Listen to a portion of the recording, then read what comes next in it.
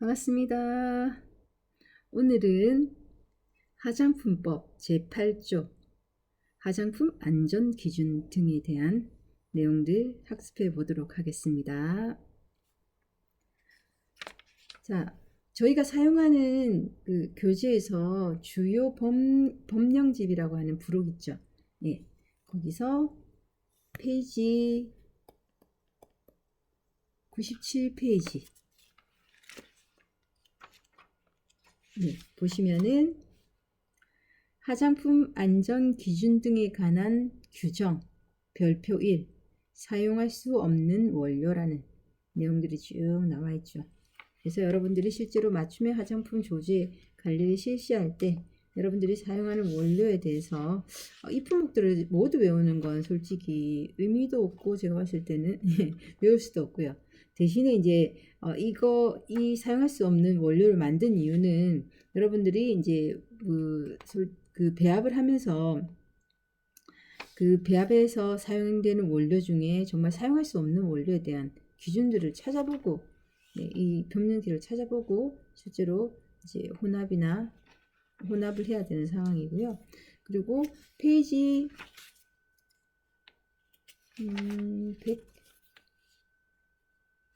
131페이지 보시면요.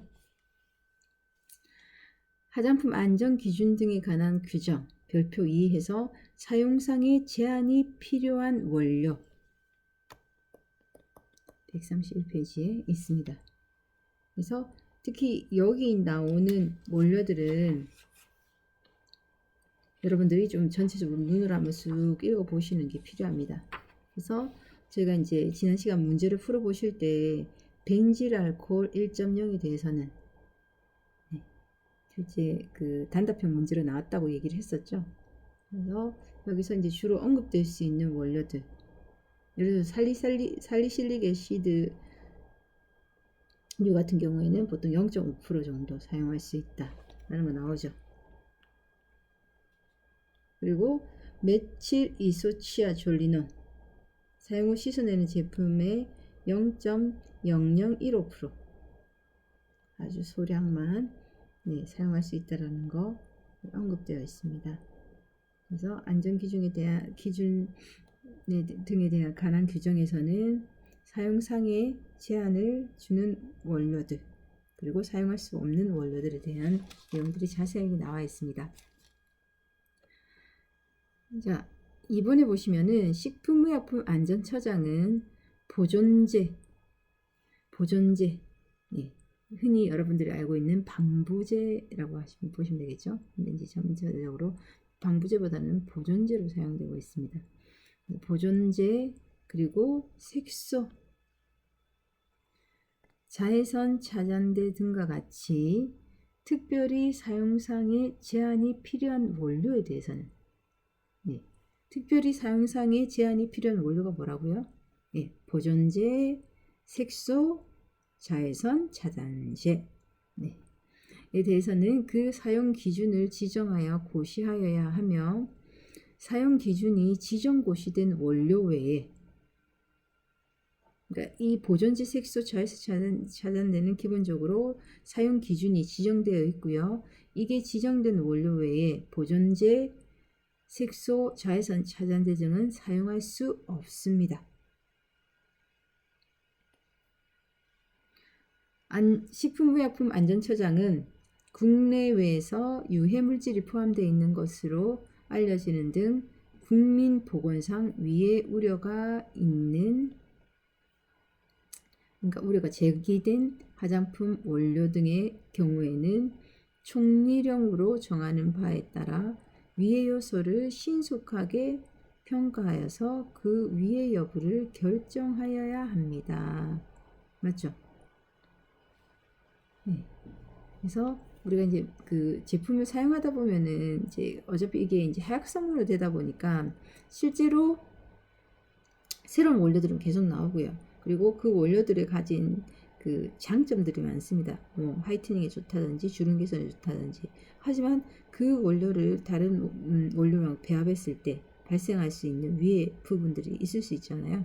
그래서 위해 성분이 꼭 포함되어 있지 않더라도 위해 우려가 제기된, 그러니까 어떤 화학적인 반응에 의해서 위해가 발생했다라고 하는 그런 화장품이 나오게 되면은 신속히 그것들을 신고해야 되겠죠. 그리고 그 사항에 대해서 그 위해 여부를 결정해야 되는 과정들을 거치게 됩니다. 위해 부분은 제가 다음 시간에 한번 전체적으로 한번 정리해 보도록 하겠습니다. 자, 네 번째, 식품의약품 안전처장은 제3항에 따라서 위해 평가가 완료된 경우에는 해당 화장품 원료 등을 화장품의 제조에 사용할 수 없는 원료로 지정하거나 그 사용 기준을 지정하여야 합니다. 맞죠? 그래서 사용상에 제한이 있는 원료들, 그리고 그 사용상에 문제가 발생한 원료들에 대해서 무조건 사용할 수 없다가 아니라 한도, 사용 배합 한도를 지정하여서 하셔야 되는데요. 교재에 보시면은 만수국꽃 추출물 또는 오일 페이지 139페이지에 있습니다. 사용 후 씻어내는 제품에 대해서는 0.1%, 사용 후 씻어내지 않는 제품에 대해서는 0.01%로 표기되어 있습니다. 그 외에도 전반적으로 원료들이 여러분들이 이제 좀 익숙하지는 않겠지만은 한번 보시면은 이런 원료도 있구나라는 부분들은 보실 수 있으실 거고요. 실제로 이제 원료가 나왔을 때 사용상에 제한이 없이 사용하던 원료들도 이런 위해 요소가 발견되게 되면은 원료를 이제 사용할 수 없다라는 원료를 지정하거나 사용상의 그 기준을 지정하는 원료로 바뀌게 되는 것입니다. 다섯 번째 보시면은 식품의약품 안전처장은 제2항에 따라 고시된 원료의 사용 기준의 안전성을 정기적으로 검토하여야 하고 그 결과에 따라 지정 고시된 원료의 사용 기준을 변경할 수 있습니다. 이 경우 안전성 검토의 주기 및 절차 등에 관한 사항은 뭐에 의해서? 총리령에 의해서. 이런 것들이 이제 법상에서 어느 선에서 식품의약품 안전처장이 할 것이냐, 어느 선에서 총리령이 할 것이냐, 어느 선에서 대통령령이 할 것이냐 라는 부분들이 이제 법의 문제에서 나올 수 있겠죠. 그리고 지문을 통해서 선다형 문제 등의 지문 등에 활용할 수 있는 내용들입니다. 그래서 안전성 검토의 주기와 절차, 이것들은 총리령으로 정하게 되는 겁니다.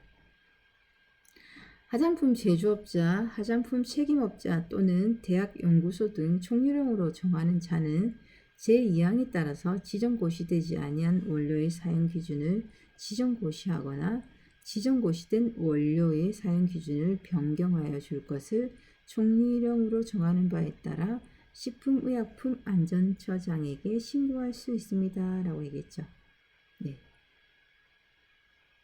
자, 화장품 제조업자, 화장품 책임 판매업자 또는 대학 연구소 등에서 뭘 할 수 있다고요? 원료에 대한 사용 기준을 지정 고시할 수 있다라는 거 기억해 주시고요. 자, 식품의약품 안전처장은 제6항에 따른 신청을 받은 경우에는 신청된 내용의 타당성을 검토하여서 그 타당성이 인정되는 경우에는 원료의 사용 기준을 지정 고시하거나 변경하여야 합니다. 이 경우 신청인에게 검토 결과를 서면으로 알려주어야 하고요. 그리고 식품의약품 안전처장은 그 밖에 유통 화장품 안전관리 기준을 정하여 고시할 수 있습니다. 할 수 있습니다.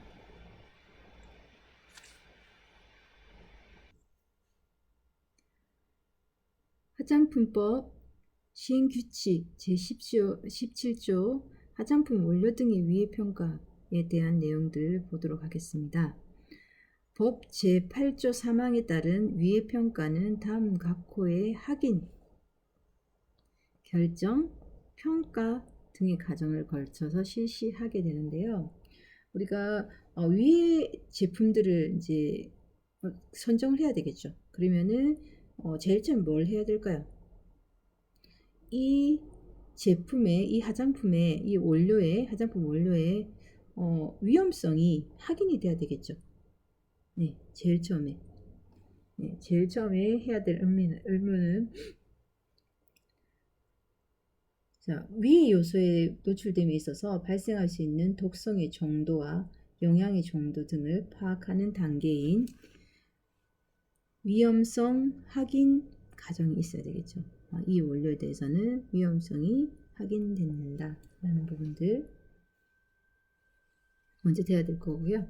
그리고 그 다음에 어떻게 해야 될까요? 그러면은 이 위험성이 확인됐다 했을 경우는 어느 정도, 최종적으로는 어느 정도의 아까 제품 얘기했듯이 이 제품을 완전히 사용 금지시킬 것이냐, 아니면은 사용상에 제한을 두는 프로테이지 조절을 할 것인가라는 부분들이 결정이 돼야 되는데, 그 과정 속에서 이제 위험성이 일단 먼저 확인되었고, 두 번째 그러면은 위험성을 이제 어떤 위험성이 있다라는 걸 결정을 해야 되는데, 이때 하는 것이 위의 요소의 인체 노출 허용량을 산출하는 위험성 결정 과정. 예, 인체 노출 허용량을 산출하는 겁니다. 아까 얘기했듯이 사용상에 제한을 줄 것이냐 안 줄 것이냐라는 부분들. 자, 그러면은 이것들은 보통 어떻게 이루어지냐면은 동물 실험 결과 등으로 이제 독성 기준값을 결정하여서 인체 노출 안전 기준을 설정하는 단계라고 보시면 됩니다. 네. 노출을 어느 정도, 예. 기준값 설정이죠. 독성 기준값을 결정하여서 예, 인체 노출 안전 기준을 설정하는 거. 예, 이것이 두 번째 위험성을 결정하는 단계고요. 그리고 세 번째 위의 요소가 인체에 노출된 양을 산출하는 노출 평가 과정. 이것은 보통 화장품을 직접 사용을 해보는 거예요. 사용을 해서 위의 요소에 노출되는 양 또는 노출 수준을 정량적 또는 정성적 산출하는 단계입니다. 그래서 좀 더 구체적으로 위험성을 결정했지만은 그것들을 좀 더 구체적으로 프로테이지까지 이제 산출하는 것이 정량적 노출 산출법이라고 보시면 되겠죠. 그래서 노출 평가 과정을 거치게 됩니다. 자, 이것들을 다 거치고 나고 최종적으로 해야 되는 게 1에서 3호까지 결과를 종합해서 인체에 미치는 위해 영향을 판단하는 위해도 결정 과정. 위해도 결정 과정을 최종적으로 거치게 됩니다. 자, 이 4단계에 대해서 위해 평가의 4단계에 대해서는 여러분들이 좀 그 시험에 나올 수 있거나 또는 단답형을 나올 수 있는 문제이기 때문에 좀 더 자세하게 정확하게 이해를 하셔야 되는데요. 제일 첫 번째 어떻게 됩니까? 네, 위험성을 확인하는 과정이 필요하겠죠. 제일 처음에 독성의 정도와 영향의 종류 등 파악하는 단계. 그리고 이것을 파악을 했으면은 어떻게 합니까? 위험성을 결정하는 과정이 거치게 되겠죠. 네, 위험성 결정 과정. 보통 동물 실험 등을 통해서 독성 기준값을 결정하는 단계. 그리고 이것을 노출 평가하는 과정. 최종적으로 이것이 실제로 인체에 미치는 영향을 판단하는 위해도 결정 과정을 거치게 됩니다. 자, 위험성 결정은 중간 과정에서 일어나는 것이고 최종적인 단계에서는 뭐예요? 이것이 위해하다라고 하는 위해도를 결정하는 과정이 최종 단계가 된다는 거 꼭 기억해 주시기 바랍니다. 자, 아래 보시면은 식품의약품 안전처장은 제1항에 따른 결과를 위험성 확인 과정이죠. 예. 과정을 식품의약품 안전처장이 정하는 기준에 따라서 위해 여부를 결정을 해야 하는데요. 다만 해당 화장품의 원료 등에 대하여 국내외의 연구 검사 기관에서 이미 위해 평가를 실시하였거나 위해 요소에 관한 과학적 시험 분석 자료가 있는 경우에는 그 자료를 근거로 해서 위해 여부를 결정할 수 있다라고 얘기합니다. 또한 제1항 및 제2항에 따른 위해 평가의 기준 방법 등에 대한 세부 사항은 식품의약품안전처장이 정하여 고시합니다. 위해 평가의 방법 및 기준은 여기서 위해 평가라는 것은 4단계였죠. 위험성 확인, 위험성 결정 과정, 노출 평가 과정, 그리고 최종적으로 위해도 결정 과정, 이 4단계를 식품의약품안전처장이 방법 등에 대해서는 정하여 고시할 수 있습니다. 고시합니다. 자 17조의 2 지정 고시된 원료의 사용 기준의 안전성 검토. 안전성입니다. 자, 법 제8조 5항에 따른 지정 고시된 원료의 사용 기준의 안전성 검토는 몇 년? 네, 5년입니다. 5년. 이 5년도 꼭 기억하시고요. 식품의약품안전처장은 법 제8조 5항에 따라 지정 고시된 원료의 사용 기준의 안전성을 검토할 때는 사전에 안전성 검토 대상을 선정하여 실시해야 합니다. 자, 17조의 3 원료의 사용 기준 지정 및 변경 신청 등 보도록 할게요. 자, 법 제8조 6항에 따라서 화장품 제조업자, 화장품 책임 판매업자, 그 다음에 연구소 또는 대학기관이겠죠? 등은 법 제8조 2항에 따라서 지정 고시되지 않은 원료의 사용 기준을 지정 고시하거나 지정 고시된 원료의 사용 기준을 변경해 줄 것을 신청하려는 경우에는 별지 제13호 2서식의 원료 사용 기준 지정 신청서라는 문서를 활용해서 식품의약품안전처장에게 제출해야 합니다. 첫 번째가 그 내용에는 어떤 내용들이 포함되어 있느냐? 첫 번째, 제출 자료 전체 요약본이 있고요. 그리고 원료의 기원, 개발 경위, 국내외 사용 기준 및 사용 현황 등에 대한 자료들이 있어야 되고요. 원료의 특성에 관한 자료들, 안전성, 유효성에 관한 자료들. 특히 이 원료 사용을 지정을 받겠다는 것은 기본적으로 효과가 있기 때문이겠죠. 그래서 안전하다, 유효하다라는 데 효과가 있다라는 부분들에 대한 증빙 자료를 같이 첨부합니다. 그리고 5번째, 원료의 기준 및 시험 방법에 대한 시험 성적서. 이건 당연히 있어야 되겠죠.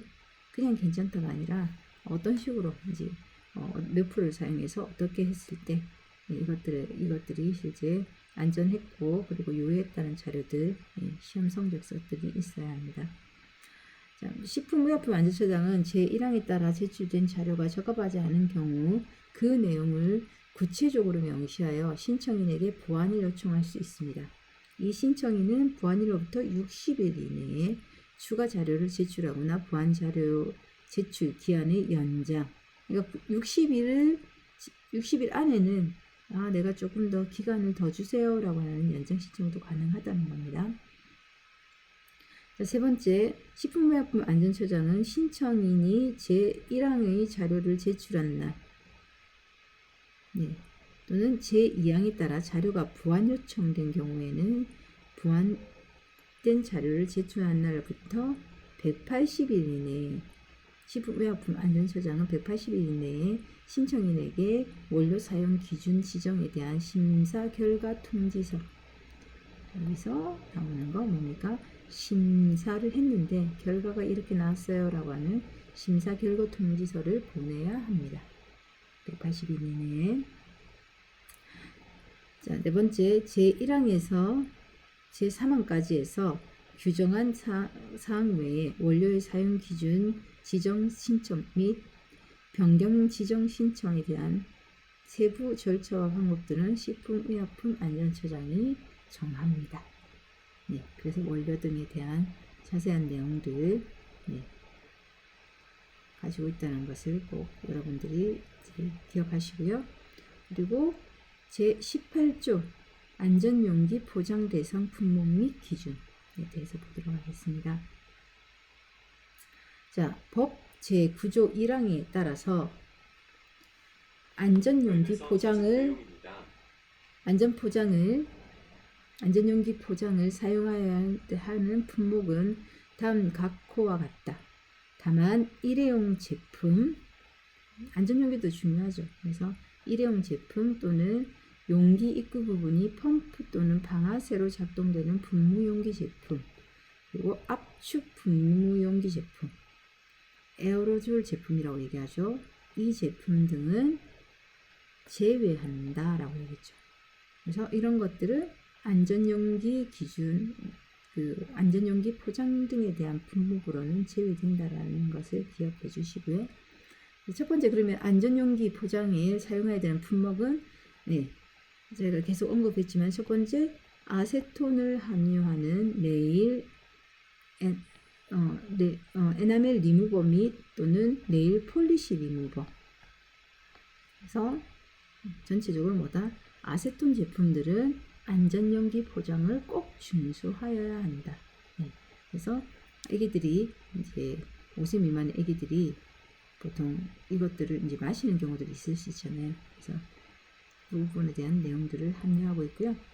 그리고 두 번째, 어린이용 오일 등 개별 포장당 탄화수소료를 10% 이상 함유하고 있는, 그리고 또한 운동 점도가 21cm 스톡스, 이것은 점도에 대한 이제 그 단위겠죠. 21cm 스톡스 이하인 비에멀전 타입의 액체 상태의 제품이라고 얘기하는데, 우리가 여러분들이 잘 알고 있는 뭐 베이비 오일들 이런 걸 얘기하는 겁니다. 존슨즈 베이비 오일 이런 거 있죠. 그래서 그 제품에는 이 탄화수소류라고 하는 기본적인 이제 성분들이 들어가야 되는데, 우리가 보통 석유를 정제해서 만들어지는 것들이 이 미네랄 오일이거든요. 석유 부산물이라는 표현을 씁니다. 석유가 가지는 이제 여러 가지 뭐 우리가 플라스틱도 석유로 만든다고 얘기를 하잖아요. 그래서 그 석유를 정제해서 최종적으로 미네랄 오일이라고 하는 이제 우리 피부 표면에 코팅막을 만들어주는 오일류를 이제 이렇게 추출할 수 있는데요. 그런 것들에 주로 함유되어 있는 것이 바로 탄화수소류라는 표현을 씁니다. 그래서 이것은 개별 포장당, 그러니까 하나의 포장된 제품 중에 탄화수소료가 10% 이상 함유하고 있거나 또는 운동 점도라고 해서 이제 점도 자체가 21cm 스톡스 정도 이하인, 그만큼 이제 묽다는 거죠. 그래서 묽은 제품 비에멀전 타입. 그래서 에멀전 타입보다는 이제 훨씬 더 액체 상타입. 우리가 에멀전이라고 얘기하는 것은 보통 여러분들 알고 있으시는 로션 타입 정도로 생각하시면 돼요. 근데 그 로션 타입이 아닌 거의 액체 상태라서 줄줄줄 흐르는 형태이죠. 그런 형태의 제품류 같은 경우에는 꼭 뭘 해라? 안전용기 포장을 꼭 해라라는 얘기입니다. 이것도 꼭 4가지 사항에 대해서는 기억해 주세요. 그리고 개별 포장당 메틸살릴실레이트, 메틸살릴실레이트라고 하는 성분을 5% 이상 함유하고 있는 액체 상태 제품은 꼭 뭘 해라? 안전용기 포장을 꼭 해야 된다라는 겁니다. 3가지 다시 한번 정리해 볼까요? 아세톤을 함유한 제품, 두 번째, 탄화수소류를 10% 이상 함유하고 엔드 조건입니다. 엔드.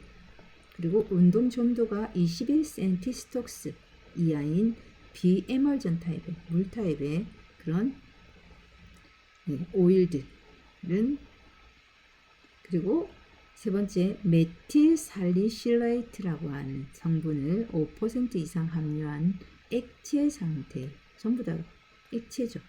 흐를 수 있고, 그리고 안전용기가 열렸을 때 특히 데미지가 높은 것들, 크림류들이 아니라 액체 상태로 흐를 수 있는 제품들이 안전용기 기준에 들어간다라는 거 기억하시면 되고요. 그래서 1항에 따라서 이제 1항이 뭐였습니까? 예, 아세톤을 하면 그런 제품들이죠. 특히 이 1항에 따른 안전용기 포장은 성인이 개봉하기는 어렵지 아니하나 만 5세 미만의 어린이, 기억하세요. 만 5세 미만의 어린이가 개봉하기는 어렵게 된 것이어야 한다. 그래서 보통 우리가 푸시 타입으로 하죠. 그냥 돌리면 열리는 것이 오픈형이 아니라 돌리기 전에 먼저 누르고 그리고 돌리는 그런 형태들을 많이 사용하게 되죠. 자, 이 경우 개봉하기 어려운 정도의 구체적인 기준 및 시험 방법은 여기서 완전 또 다른 부서가 나왔죠. 산업통상자원부 장관이 정하는 고시하는 바에 따른다라고 해서 이것은 용기 기준이기 때문에 산업용기 기준이기 때문에 산업통상자원부 장관이 정하여 고시한다라는 거 예외적인 상황이기 때문에 그렇게 중요하다라기보다는 이제 조금 사람들이 헷갈리게 문제를 낼 수 있는 부분이기 때문에 산업통상자원부 장관이 그 용기에 대해서는 구체적인 기준 및 시험 방법들을 고시하는 겁니다. 그래서 이런 때는 이제 식품의약품안전처장이 고시한다라는 거는 말이 안 맞다는 거죠. 용기에 대한 안전용기 포장에 대해서는 산업통상자원부 장관이 정하는 내용들로 고시된다는 거 꼭 기억해 주시면 되겠습니다.